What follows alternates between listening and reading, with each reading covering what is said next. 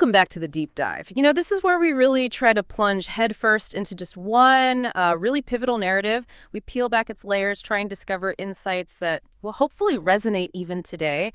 And today we're focusing our lens on a truly transformative story from ancient history. I mean, it's brimming with intense personal drama, high-stakes decisions, and these monumental spiritual encounters. We're talking about Genesis chapter 28.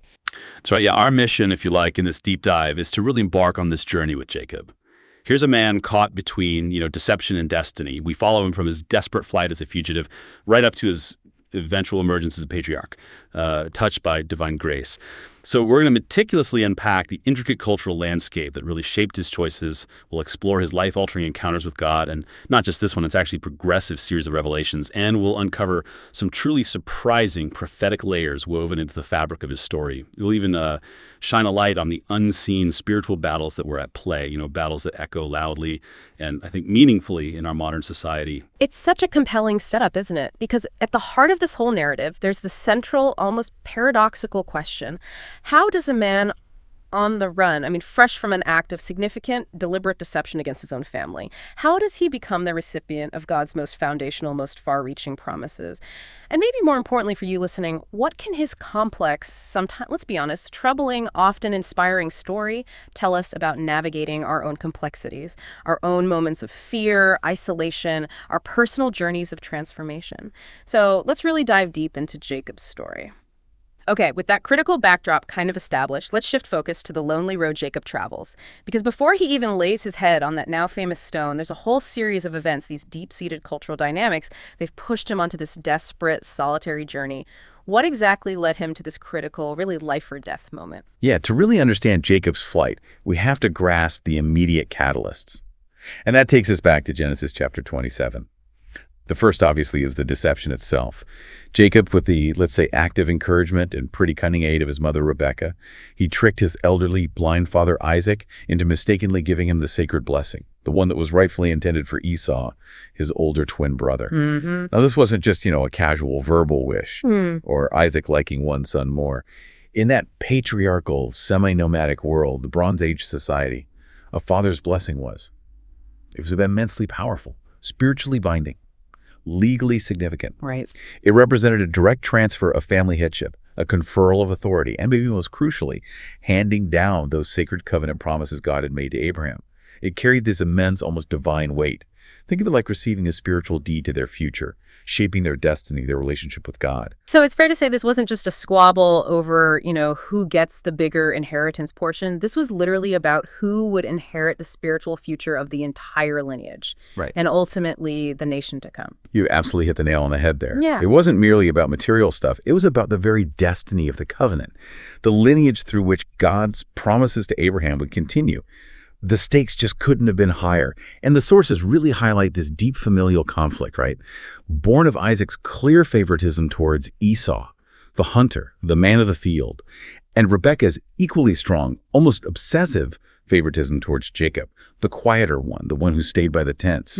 And Jacob, whose very name, Yaakov, means supplanter or he who grasps the heel. Well, he truly lived up to that nature in this manipulative act. But what's really, I think, surprising here isn't just Jacob's deception itself. It's how this act, born of human manipulation, flawed choices.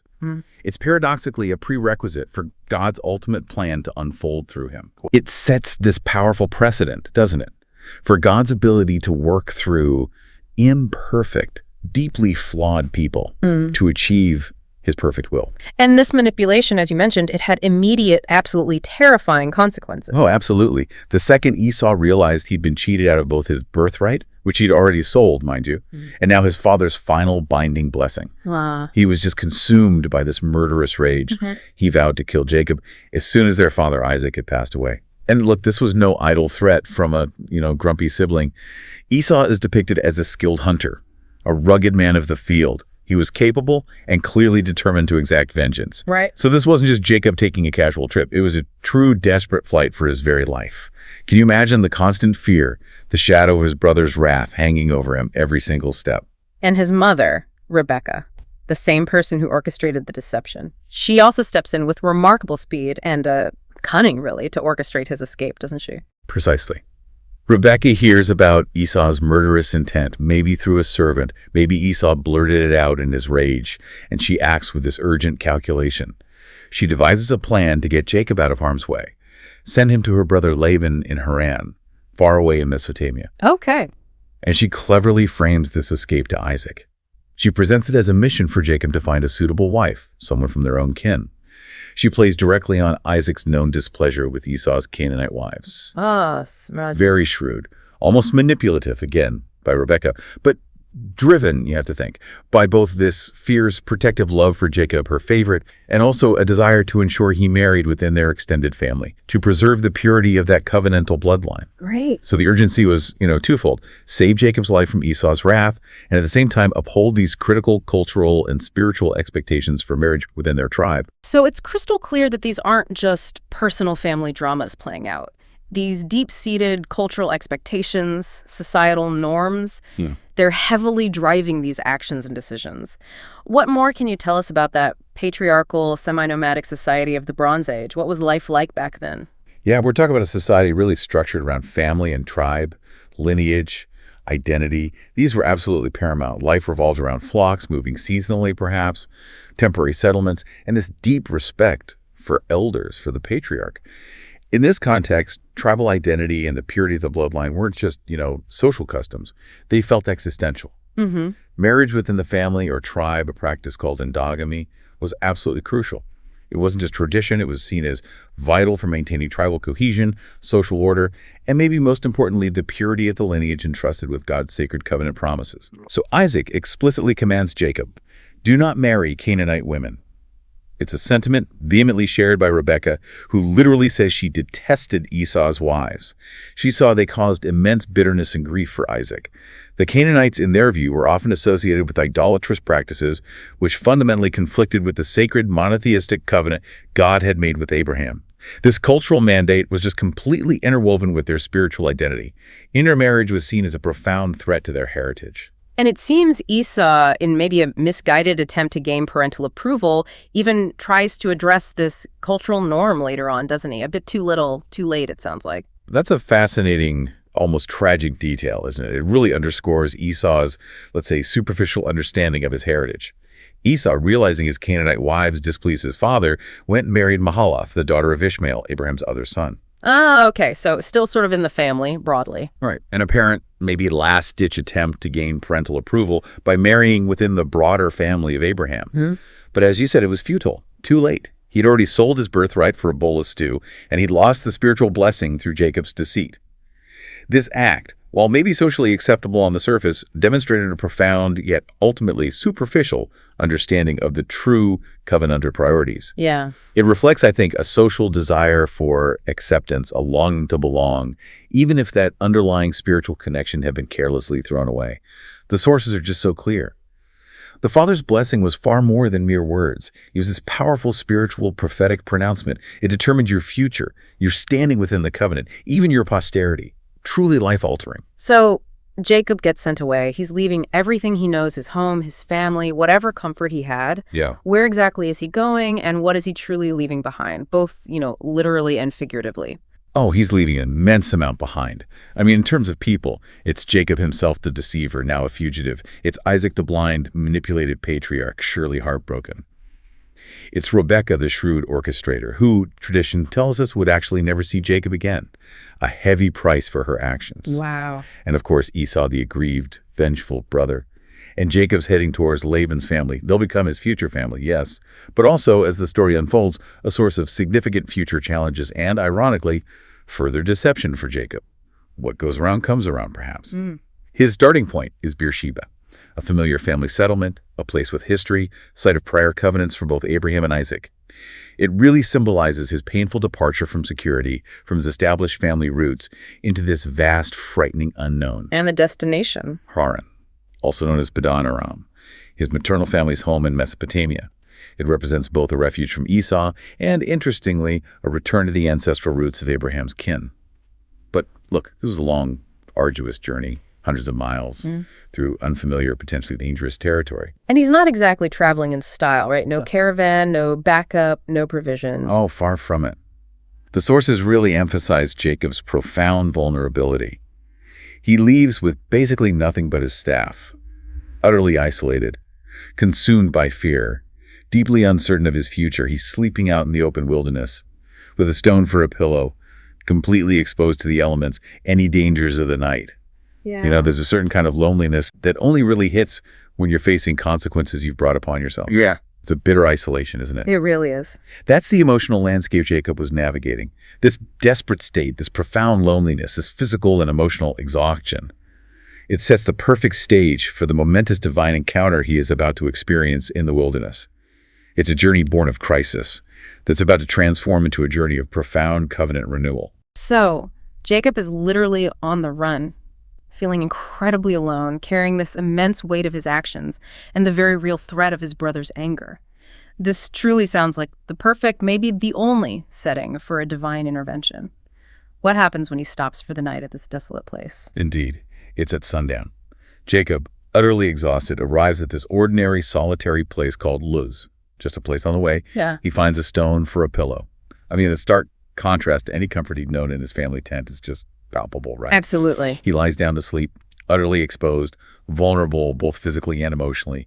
It vividly portrays his spiritual and emotional exhaustion, a man truly at his lowest point, literally and figuratively, running from his past, uncertain about his future. And it's in this desperate, desolate state that he has this incredible, iconic dream, the one that gives us the powerful phrase, Jacob's ladder. Exactly. As he sleeps, he dreams. He sees a stairway or maybe a ramp, a ladder, set firmly on the ground, yet reaching all the way to heaven. And on it, he sees the angels of God ascending and descending. Now, it's really crucial to understand this probably isn't a physical structure in the sky, like a wooden ladder leaning against a wall. This vision represents more like a dimensional doorway, a thin place, if you will, where the veil between the natural earthly realm and the spiritual heavenly realm becomes permeable. Okay. It reveals a dynamic, active, unseen realm that is constantly interacting with our physical world, not just some distant, abstract concept. Angels, as spiritual beings, they can manifest to the natural. They traverse this connection, carrying messages, engaging in divine activity. It kind of speculates that God isn't just way out there, but intimately present, creating a direct connection point, a gateway between realms, accessible even the most barren, unlikely places. It's a powerful contrast, isn't it, to humanity's attempts to build up to God, like the Tower of Babel. Here, God provides the access from above. Exactly. God initiates the connection. It's grace, not human striving. And it's not just a vision of angels. God himself speaks to Jacob. Direct personal communication. That's the most profound, the really game-changing part of the dream.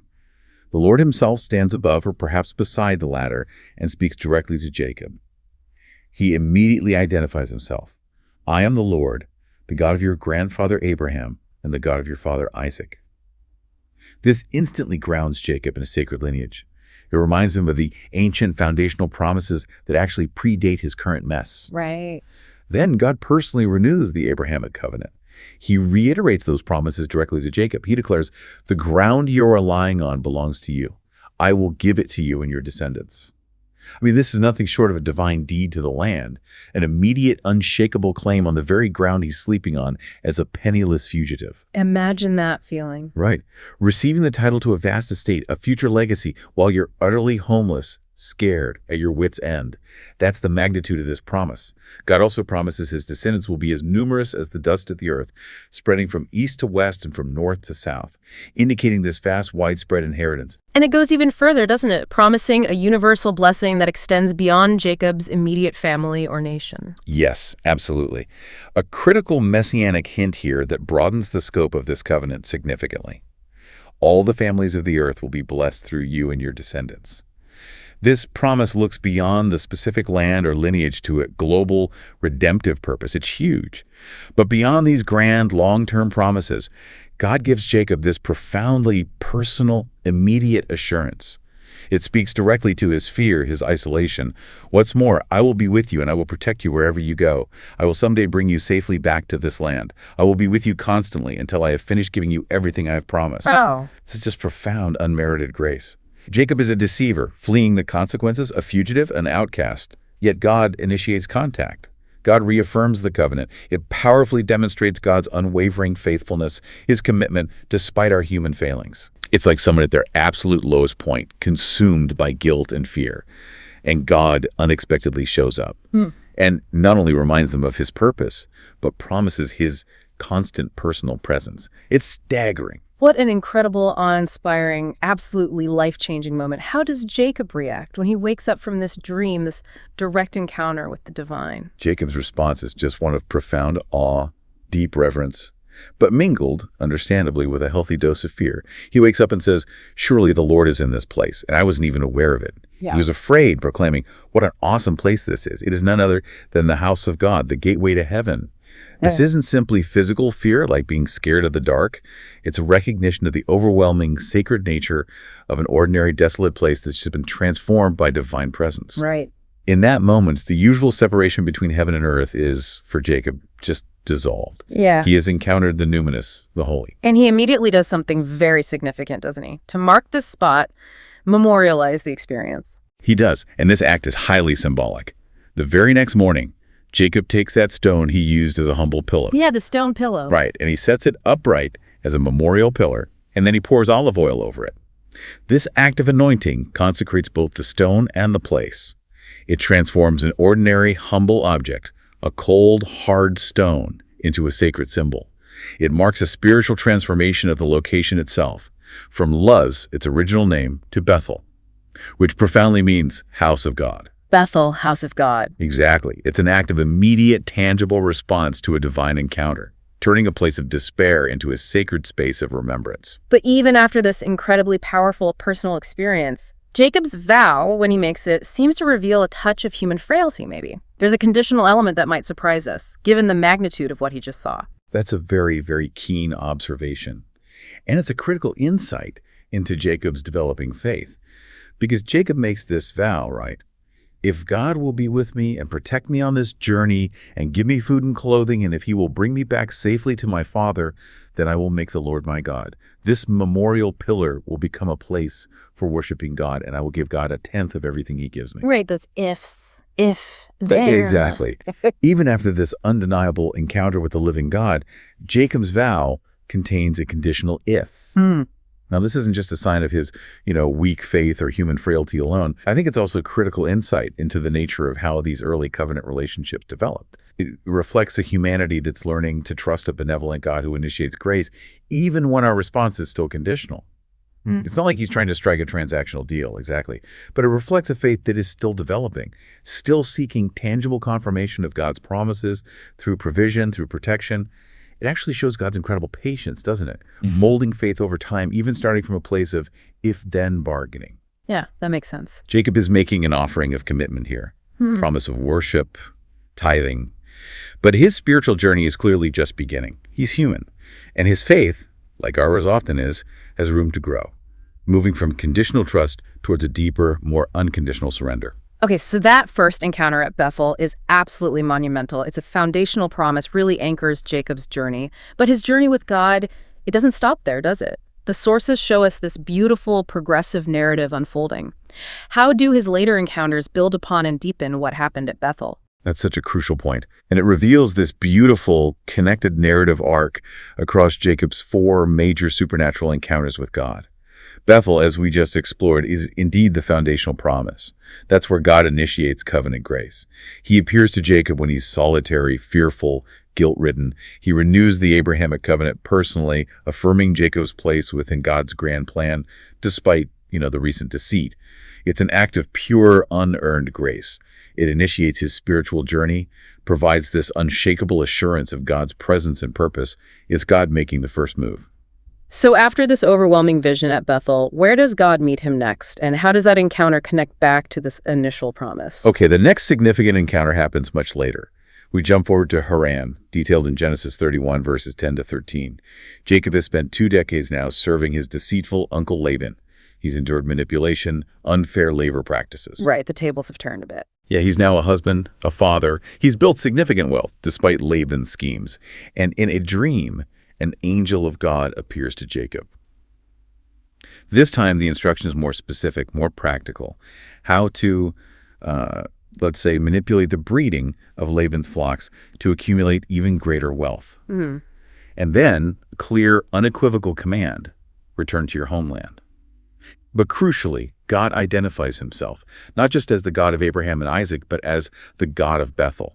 He explicitly references that foundational encounter. Ah, okay, linking it back. Directly. So this encounter builds on Bethel by demonstrating God's practical faithfulness, his provision in the present. It shows God actively guiding and protecting Jacob, fulfilling that promise of being with him even in the midst of these worldly schemes, Laban's trickery. It's a testament to God's ability to turn human situations, even those marked by deception, towards his good purpose. Jacob's internal state here is probably one of growing frustration with Laban, a yearning to go home, but also still that lingering fear of what awaits him there with Esau. Yeah, understandably. So God provides direction and the means for him to leave successfully. It's provision. That's a significant progression from a broad long-term promise to specific, tangible provision and a clear directive for his present circumstances. What happens when Jacob is finally returning home? Now he's facing the terrifying prospect of meeting Esau, his vengeful brother. That brings us to Penuel. Genesis 32, verses 22 to 32. Perhaps the most intense, most transformative encounter in Jacob's life. On his return journey, just as he's about to confront Esau, a confrontation he fears could be fatal, Jacob sends his family ahead across the Jabbok River, and he remains alone. Alone again. Alone again. And there he wrestles all night with a mysterious divine being. Until daybreak. He is physically wounded, his hip is dislocated, but he is spiritually transformed through this profound, intimate struggle. He refuses to let go until he receives a blessing. And then he's given a new name, Israel, meaning he who struggles with God, or maybe even God strives. Israel. It's monumental. This is a profound turning point, the emotional and spiritual climax of his personal transformation. It completes the work begun at Bethel by profoundly transforming Jacob's very identity, moving him from Jacob the deceiver, the supplanter, to Israel, the one who struggles with God and prevails. Wow. It prepares him not just physically with a limp, but spiritually to face his past, to reconcile with Esau, to live out his destiny as the patriarch of a nation. It powerfully underscores that true spiritual transformation often involves personal struggle, perseverance, a deep wrestling surrender. Not just passively receiving promises. Yeah. This encounter forces Jacob to confront himself, his fears, and ultimately to trust God in a deeper, more personal, maybe even embodied way. So he's no longer just receiving, he's actively wrestling for a blessing, for a new identity, a name that embodies his changed character. What's the final major encounter in this incredible arc of divine revelation? The final encounter we'll focus on happens much later in Jacob's life. He's now known as Israel. It's at Beersheba, detailed in Genesis 46, verses 1 to 4. Years have passed. He's faced great hardships, including the apparent loss of his beloved son Joseph. Now, due to a severe famine gripping the land, Jacob prepares to move his entire family, his vast household, down to Egypt, where Joseph, miraculously, is now a powerful ruler. Right, the reunion story. Exactly. But as he's about to leave the Promised Land, God appears to him in a vision of Beersheba, another place of deep covenantal history. God reassures him directly. Do not be afraid to go down to Egypt, for I will make you into a great nation there. I will go down to Egypt with you, and I will surely bring you back again. And Joseph himself will close your eyes. Such comfort in old age. Isn't it? This encounter reaffirms God's enduring presence and preservation. Even in Jacob's old age, even when he's compelled by circumstances to leave the Promised Land, it directly ties back to that initial promise of presence and protection given way back at Bethel. It assures the long-term fulfillment of the covenant. It demonstrates God's continued faithfulness, his sovereignty, even through seemingly adverse circumstances like famine and relocation. It's a final, tender reassurance that God's plan is still on track, even when human plans are disrupted. It's about presence. So it's absolutely clear these aren't just a series of isolated events. It's a deliberate, interconnected progression shaping Jacob over decades. Precisely. These encounters form this beautiful, progressive narrative arc. They show how God progressively reveals himself and molds Jacob, from an initially passive recipient of grace, maybe even a conditional one, to an active participant. Wrestling with God, wrestling with men, and ultimately trusting him more deeply. It moves from God initiating covenant with grace, Bethel, to demonstrating faithfulness and provision in practical ways, Haran, to profoundly transforming the individual's identity through struggle, Peniel, and finally, to reassuring of ongoing presence and future fulfillment, Beersheba. It beautifully illustrates the believer's journey, doesn't it? From an initial call to transformative maturity. It shows God's patient, persistent work in shaping a flawed individual into the patriarch of a chosen nation. Each stage builds, preparing him for the next, sculpting his character, deepening his reliance on God. This story of Jacob is just captivating on its own, isn't it? A powerful drama of family, fear, faith. But the sources hint at something even deeper, these allegorical, metaphorical, typological meanings that point far beyond Jacob's immediate time. What are these hidden prophecies, these deeper layers embedded in Genesis 28 that speak of a larger divine plan? Ah, yes. Here's where it gets really interesting. Connecting the ancient narrative to these timeless truths. What seems like a simple dream in the desert is actually like a profound blueprint for God's larger redemptive plan, full of messianic and eschatological prophecies. Okay. Messianic, pointing to the Messiah Christ. Eschatological, pointing to end times. Exactly. Let's start with the most famous element, the ladder itself. The ladder connecting heaven and earth. How is that a messianic prophecy, a type of Christ? Well, the ladder is seen as a powerful typology, meaning a prefiguring, a symbolic representation of Jesus Christ.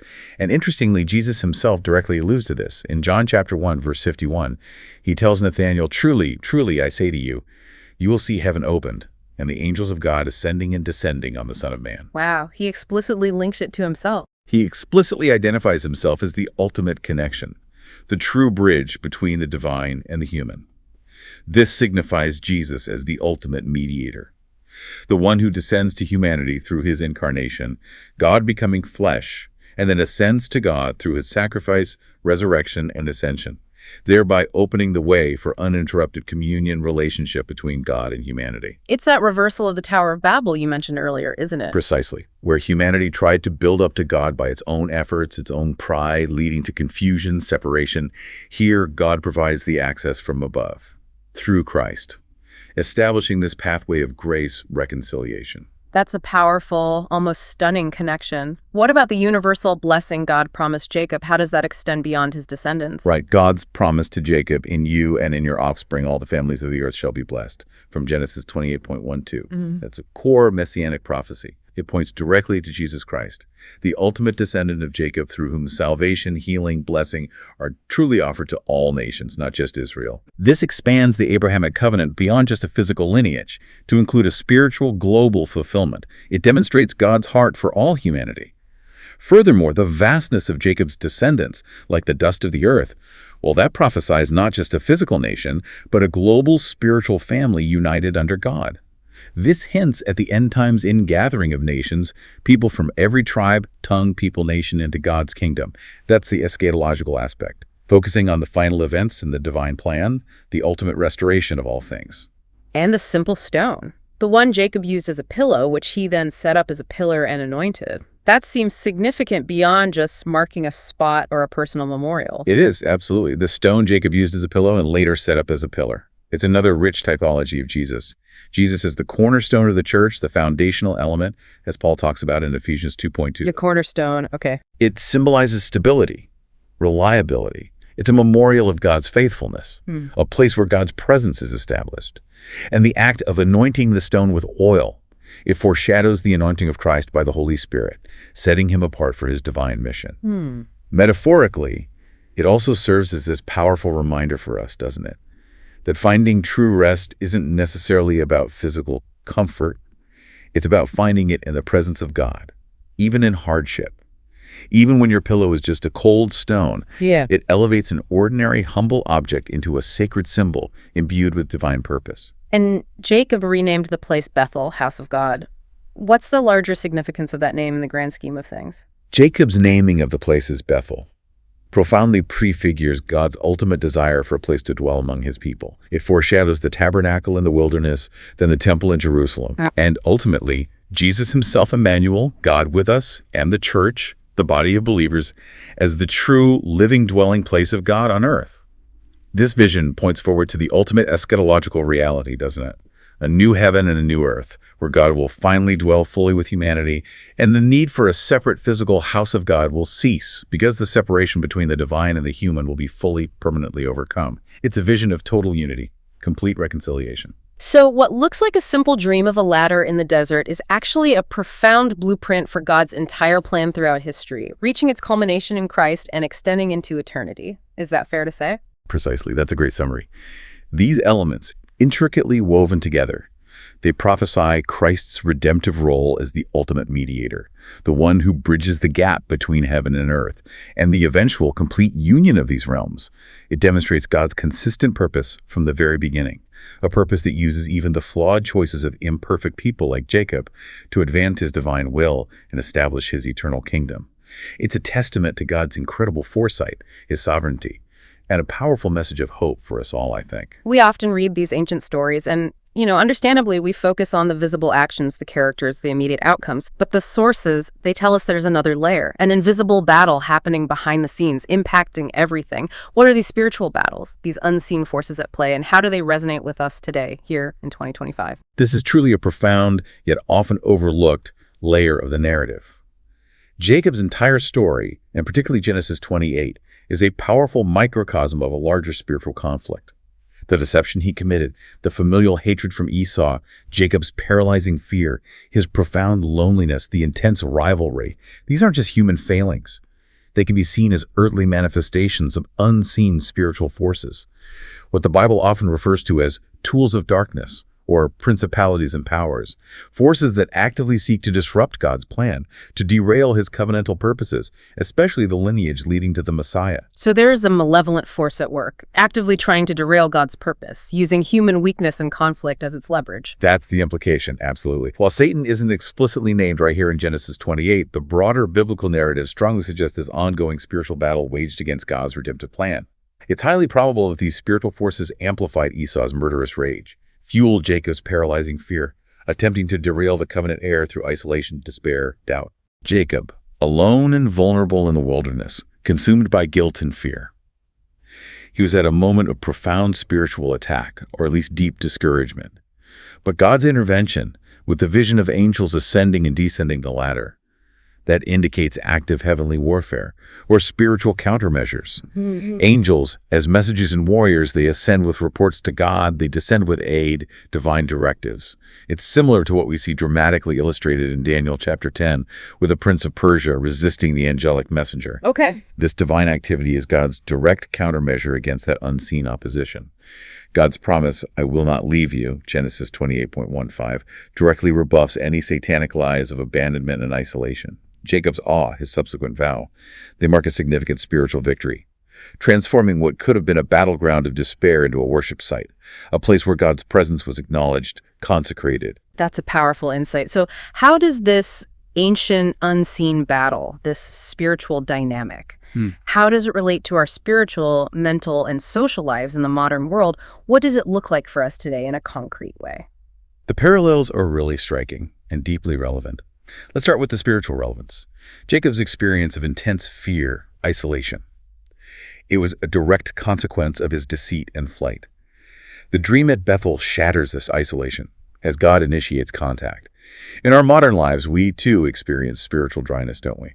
Overwhelming guilt sometimes, profound loneliness, intense internal struggles. Sure. The story reminds us that God is actively present, accessible, even in our darkest, most isolated moments. Even when we feel we've completely messed up, our ordinary places, our homes, our workplaces, our cars, our quiet corners, they can become our Bethels when we acknowledge his presence there. It's about avoiding that shallow spirituality, maybe. Exactly. Avoiding what some call jack-in-the-box spirituality. Those quick, easy, often misleading spiritual fixes that pop up and disappear, like some televangelists just seeking money or fleeting emotional highs that don't last. Right. Instead, we need to truly hunger for and cultivate an authentic, nutrient-rich, sustained relationship with God through his word, through genuine prayer.